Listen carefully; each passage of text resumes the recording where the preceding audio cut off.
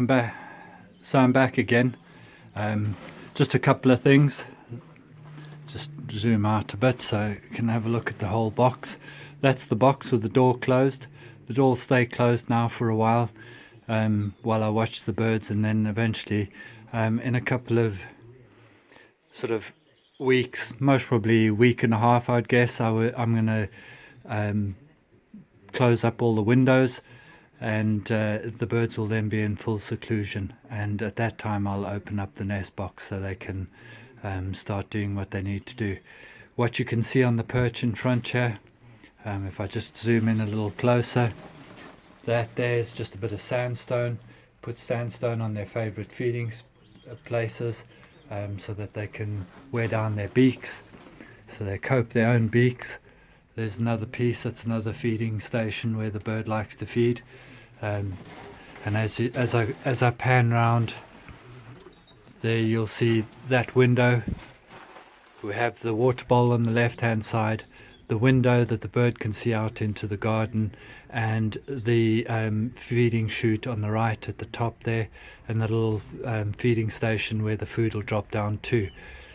I'll close that window, like I say, in about a week and a half, and then the birds will be in total seclusion. They can't see what's going on outside, and they can get on and get concentrating on breeding.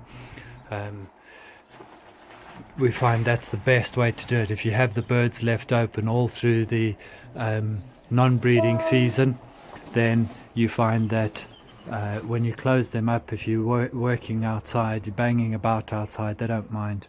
As you can see, there's two chambers to this aviary.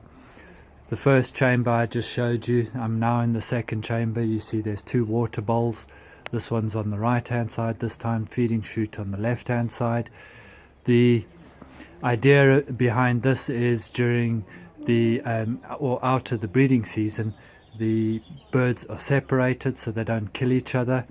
They have their own water. But in the breeding season, what happens is, for 1 week I'll leave one of the water bowls dry. In the second week I'll fill it up, and I'll leave the other one dry for a week, just so that I don't get algae buildup. You know, to be able to produce good eggs, you need a good diet, but you also need a lot of water. Eggs are made up of a high percentage of water.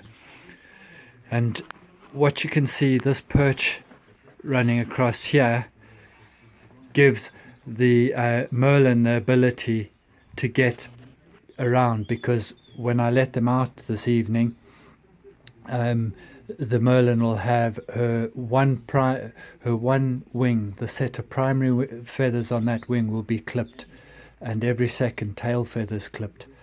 This is so that she can't actually chase the jack around. She won't be able to catch him. If he has a bath, she might think he's another jack and kill him.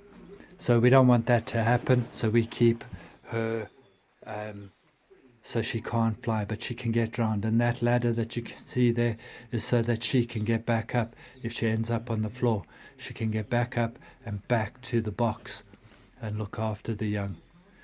Right, I'm now going to go and quickly prepare the birds and then release them back into the aviary.